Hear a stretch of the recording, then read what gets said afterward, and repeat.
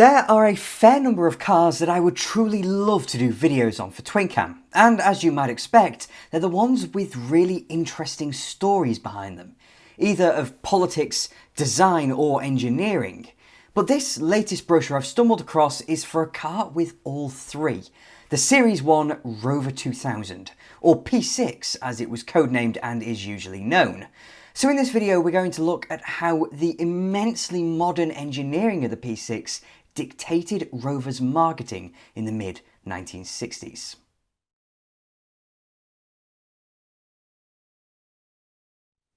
So, as I'm sure we all know, the Rover P6 was launched in 1963, and alongside the likes of the Triumph 2000 and Neue Klasse BMW, it was one of the first true compact executives, a market now immensely powerful, yet one only defined by the relative affluence and style consciousness of the 1960s. Before this point, people were happy to drive around in traditional, mainstream large family cars, but the performance, comfort and desirability of cars like the P6 began to change that. But of course, the engineering of the P6 more than suited its rakish style, it being for me the joint pinnacle of the careers of stylist David Bache and engineer Spen. This and the original Range Rover, launched some 7 years later.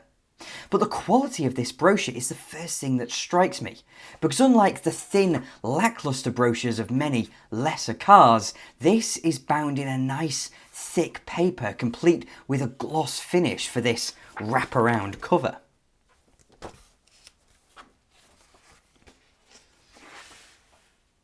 With this kind of photography, there's no doubting what decade we're in. But unusually for really anything before the 1990s, we begin with something very theoretical, a little ethereal, and Rover questioning the thought process around designing then buying a motorcar. What is a motorcar? To some, the ideal car is one that answers the controls sweetly, corners quickly and gives a fast, road-hugging performance. To others, it is a capsule in which 4 people can sit securely and travel in physical and mental comfort, insulated from noise and cushioned against injury. To many, it is a sleek, well-groomed charmer that will add piquancy to any motoring scene. A status symbol in business and a valued possession socially. The perfect motorcar has yet to be built, because it is not possible to satisfy everybody's individual requirements. In the meantime, the Rover 2000 has shown that it appeals to a very wide range of tastes.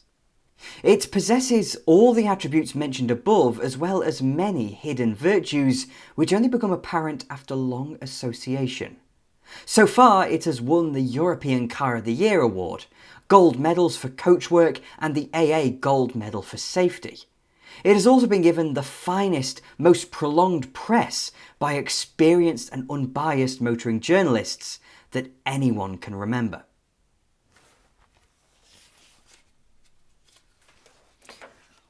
What is the Rover 2000? Most modern motor cars are efficient machines doing the job for which they are built. Economy or performance or luxury may each be found in varying degrees in the various stages of the price range. With the 2000, the Rover company have produced an entirely new concept in which economy, performance and luxury, plus a very high safety factor, have been designed into an integrated motoring system. A 4-door, 4-seater saloon, the 2000 has a fresh simplicity of line that gives an elegant appearance with excellent vision and high aerodynamic efficiency. It is low and compact, yet luxuriously comfortable in the true Rover tradition. Compare it with other cars in a similar category and see how much more the 2000 has to offer. Its unique personality is unmistakable, however pleasing or mundane the surroundings. The 2000 is indeed unique, a clear example of the Rover company's long experience of fine automobile engineering and their absorbing interest in better, safer road travel. So now we've gotten through that copywriting, we can get to the features and engineering. But the reason I wanted to read it all out is because it speaks of a clear yet considered confidence that Rover had in this period of time. Indeed, from that last page, it's clear that this compact executive car was a new concept, something chic and well-heeled, that Rover were very proud of, lacking the excess and pretentiousness of many larger saloons. But I digress and return to the things that normal people care about. I'm of the view that the P6's external and internal styling is second to none. I reckon it's better looking and more characterful than not only the Triumph 2000, but also any mid-size BMW. Not only the original Neue Klasse, but I reckon this is better looking than any subsequent 5 Series. And this is coming from a self-proclaimed Bavarian lover. In fact, I don't think any Jaguar or Mercedes-Benz, both internally and externally, can match the individuality and sensibility of the original Series 1 Rover P6.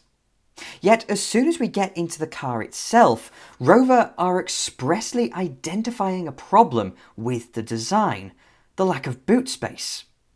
They talk of the options of having either an internally or externally mounted spare wheel, all because the P6's base unit construction, safety first passenger cell and a Dion rear suspension all eats into luggage space. Yet as an enthusiast you wouldn't do without any of these, for they give the P6 the poise and ability it became so well loved for. Towards that interior, however, and maybe unusually for a car placing itself in this market, the standard P6 lacked a rev counter. But I'd be willing to live without it because this is the era of the strip speedometer. Now, I'll have to be careful here as the pages are just coming apart from the staples, but it's a nearly 60-year-old brochure, so we'll forgive it for that. And this interior, with the inset wood panel, thin 2-spoke steering wheel, stubby little gear lever, and of course, true face-level ventilation, is again just so well designed, well judged, and as if someone designed a car just for me. In this era as well, it's all colour. No boring black interiors, just lovely tan and cream leather. Notice how well bolstered both front and rear seats are as well. Something very unusual for this era, where even the Mark II Jaguar just had slabs to sit on, while the P6 will cosset you a little while dealing with its characteristic huge body roll.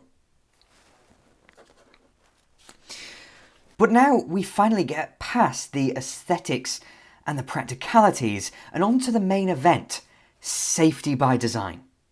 The Rover 2000 has been described as the safest car in the world. It is certain that whenever motoring safety is being discussed, the 2000 is held up as the prime example. There are 2 main reasons why this is a fundamentally safe car. Firstly, the mechanical systems such as steering, disc brakes and suspension are engineered to give immaculate control and stability during everyday operation with a built-in reserve for emergencies.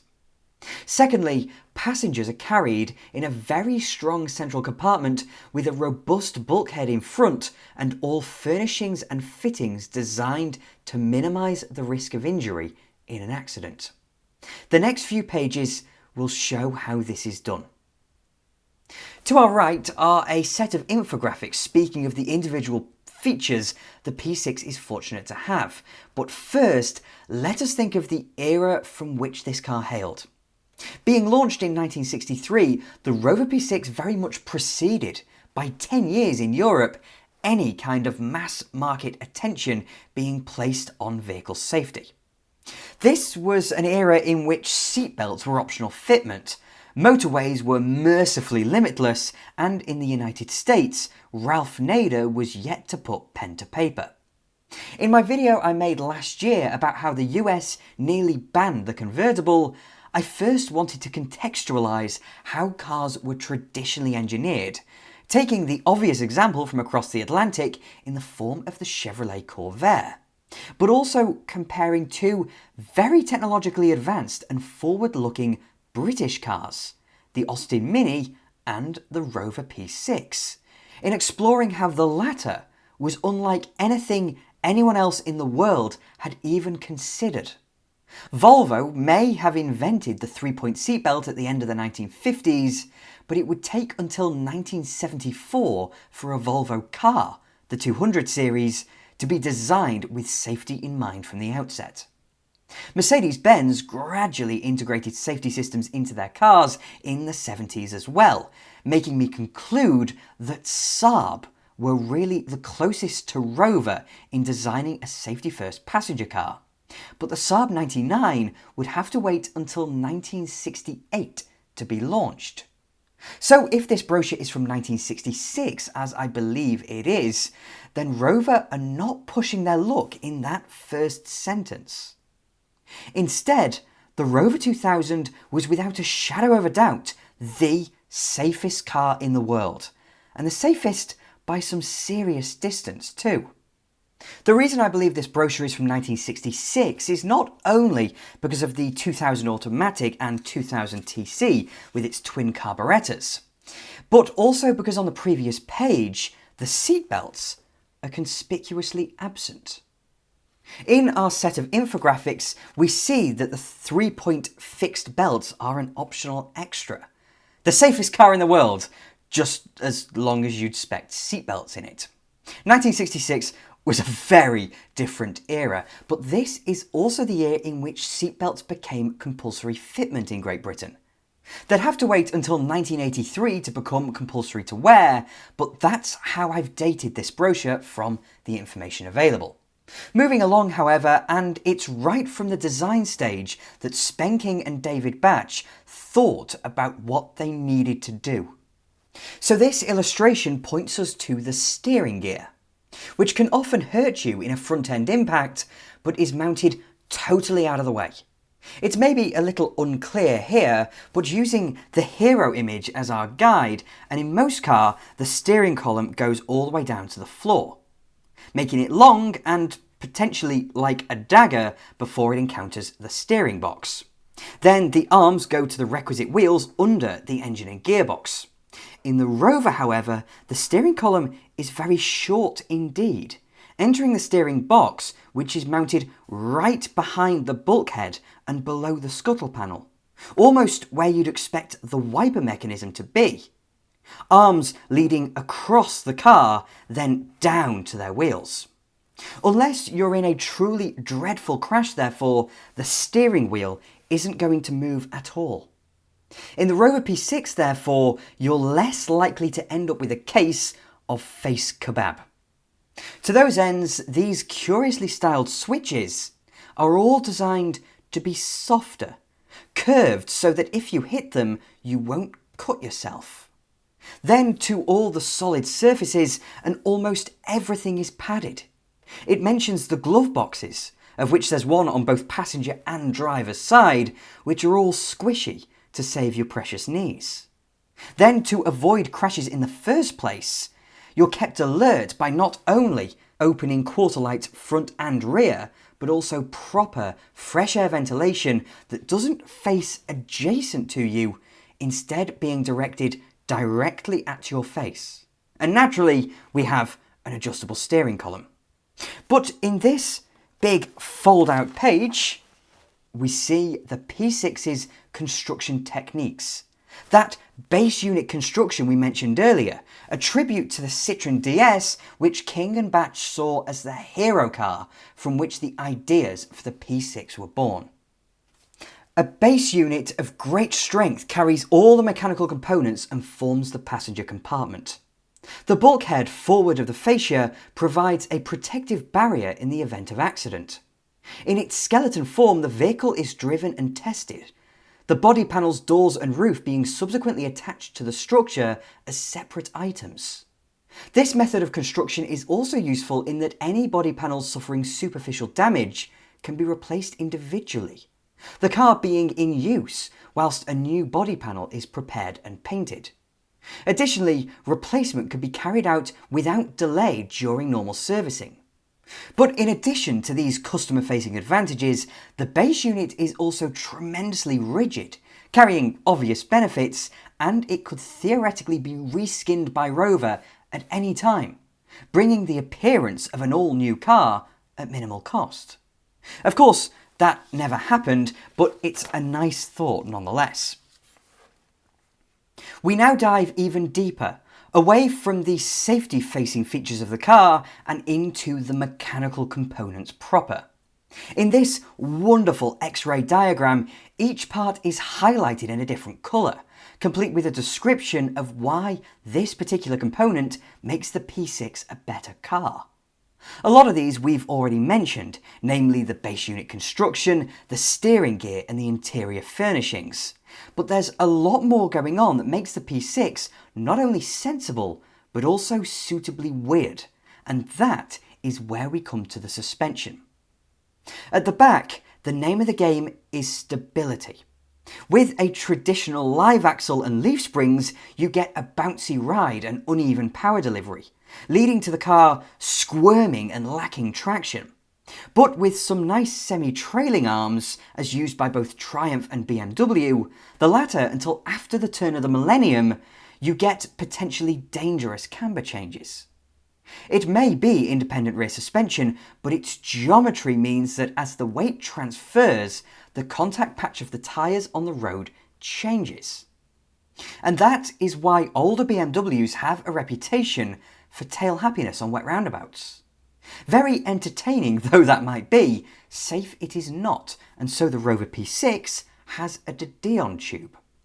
The Dion rear suspension was used by Aston Martin, Ferrari, Alfa Romeo and Lotus, and it's a very sophisticated form of a non-independent suspension. The tube itself acts as a dead axle, so power delivery is just as well controlled as in an independent system, but the two rear wheels remain linked together. This might not be the absolute best for comfort or control on uneven surfaces, but with coil springs atop these longitudinal links, it's a damn sight better controlled and more comfortable than a live axle, all while avoiding any of the adverse camber changes a semi-trailing arm system is susceptible to. And just to make things better, the rear brakes are mounted inboard, where they are a nightmare to service, but reduce unsprung weight. The front suspension initially sounds a little more normal, a variant on a double wishbone system, but it's mounted in a way that I don't think has ever been copied.